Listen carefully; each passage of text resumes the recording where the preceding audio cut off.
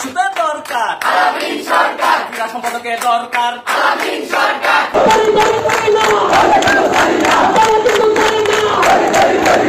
প্রিয় দর্শক, জুলাইয়ের পর থেকে বাংলাদেশের অবস্থান এবং বাংলাদেশের মানুষজনের বক্তব্য আমরা একটু শুনে আসবো। তারা কেমন আছে জুলাইয়ের পর। বাংলাদেশে যে ছাত্র গণ অভ্যুত্থানের ফলে বাংলাদেশের যে নতুন একটা রূপ, নতুন একটা দৃশ্য এসেছে, বাংলাদেশের রাজনীতিতেও পরিবর্তন এসেছে।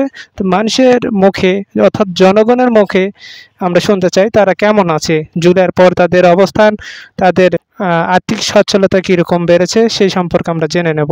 আগে যে ট্রাফিক পুলিশ গুলো আছিল এরা তো নাই, পুলিশ কি মরে আছে বাংলাদেশে? সব আগে ভালোই ছিলাম, এখন তো কিছু কিছু প্রভাবশালী মানুষ আছে দেখতে পুলিশের মতন আয়া খারাপ ব্যবহার করে। 5 টিয়ার ভাড়া 15 হইলে এরা খারাপ ব্যবহার করে। 5 টিয়া ভাড়া ছিল 10 বছর আগে, এখন এরা 5 টিয়া বাড়াই করে। শেখ হাসিনাই ভালো আছে। সাধারণ জনগণও সেনাপ্রধানের উপর ক্ষুব্ধ হয়ে রয়েছেন।